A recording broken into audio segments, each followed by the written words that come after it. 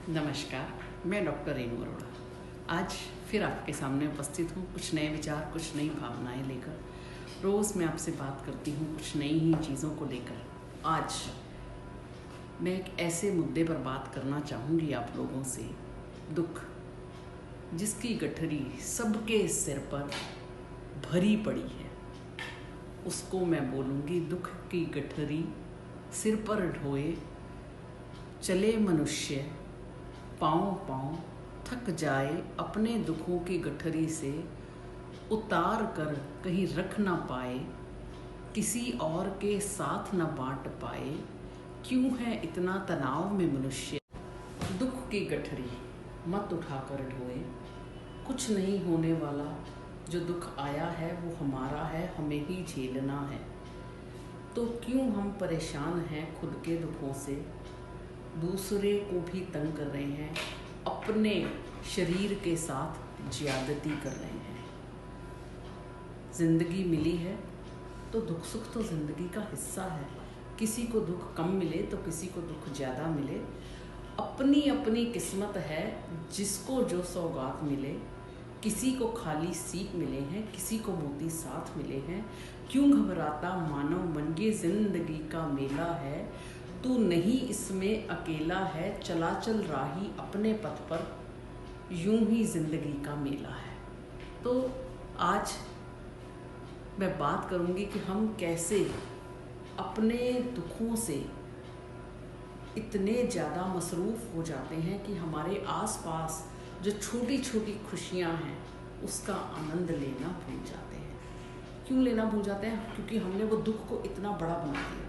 मुझे एक बात का जवाब दीजिए, जो दुख आपकी ज़िंदगी में आ गया, क्या आप उसे ख़त्म कर सकते हैं?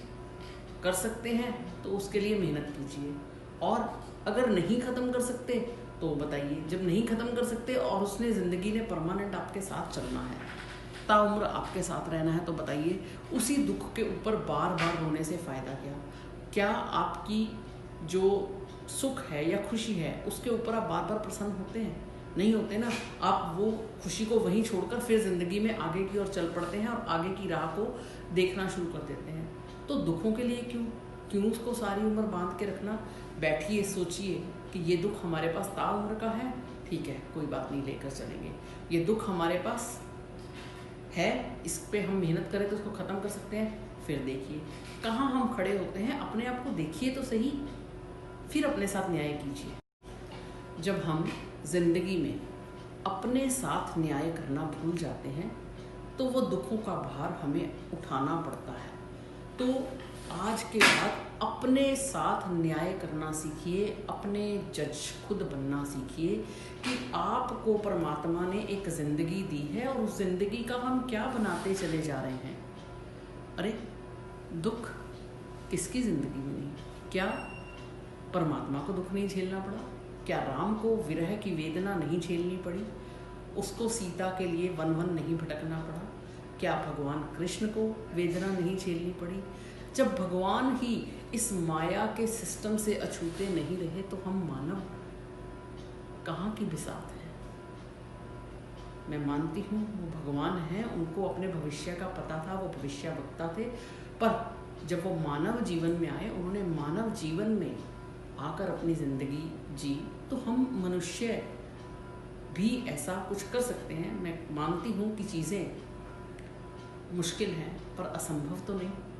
जिस दिन हम जिंदगी में अपने शब्दकोश में से असंभव शब्द निकाल देंगे, उस दिन आपकी ज़िंदगी कहीं ना कहीं आसान भी होगी और औरों के लिए भी आप उसकी ज़िंदगी में रोशनी की किरणें बिखेर सकेंगे। तो आप दूसरों की ज़िंदगी के लिए क्या बनना चाहते हैं, उससे पहले आप अपनी ज़िंदगी में क्या बनना चाहते हैं उसका भी बहुत महत्वपूर्ण योगदान है। मैं कहानी के माध्यम से आपको एक समझाने की कोशिश करूंगी कि फ़कीर किस तरह से लोगों को कहता है कि दुखों की गठरी बनाकर ना ढोएं। एक गांव में एक फ़कीर था, उसके गांव में एक चौपाल लगती थी। एक दिन फ़कीर वहां आया और उसने क्या किया, सबको प्रणाम किया, नमस्कार किया, फ़कीर होते हुए भी।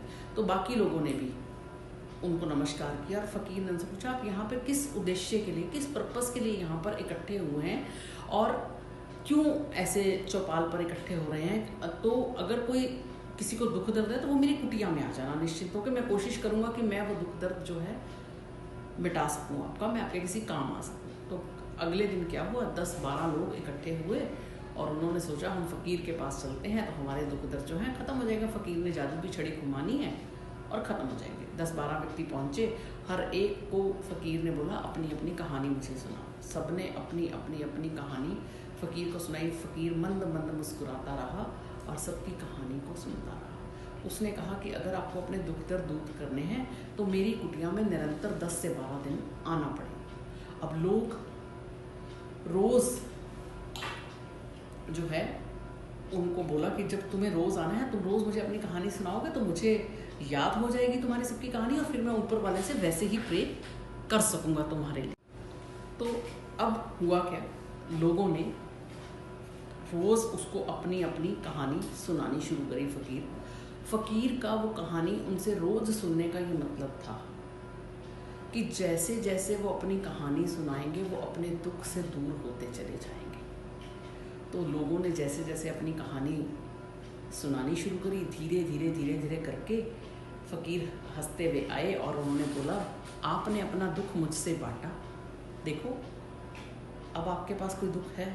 तो सबने बोला नहीं, अब हमारे पास कोई दुख नहीं है क्योंकि हमने वो दुख आपको दे दिया, हमने वो दुख आपसे बांट दिया।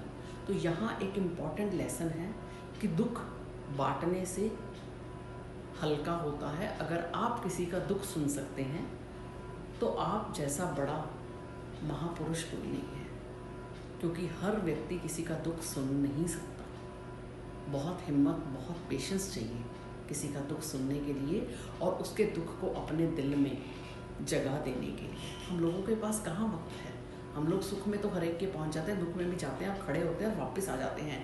तो दुख को उसके हाल पर छोड़ना सीखिए और उसको दूर से देखना शुरू कीजिए। जब आप दुख को उसके हाल पर छोड़ेंगे, दूर से देखेंगे, तो वो इतनी बड़ी समस्या हमें लगेगी ही नहीं। दूसरी बात जो इसमें इम्पॉर्टेंट लेसन मेरी वीडियो में है कि दुख सबके पास आता है, सबके पास जाता है। आप किसी के दुख कितने सुन सकते हैं, उसमें क्या सही निर्णय दे सकते हैं, ये आपके ऊपर है। इन्हीं शब्दों के साथ मैं अपनी वाणी को विराम दूंगी। दुखों की गुठरी बनाकर ना ढोएं, ना किसी को ढोने दें, दूसरों के रह गुज़र बने, उनके सह साथी बने। और अगर आपको मेरी वीडियो पसंद आई तो मेरे चैनल को सब्सक्राइब करना ना भूलें और इसे अन्य लोगों के साथ शेयर करना ना भूलें। मुझे ट्विटर, इंस्टाग्राम, यूट्यूब और पे फॉलो कर सकते हैं और मोटिवेशनल थॉट्स पढ़ने के लिए drrenuarora.in पर जाकर फॉलो कर सकते हैं। धन्यवाद।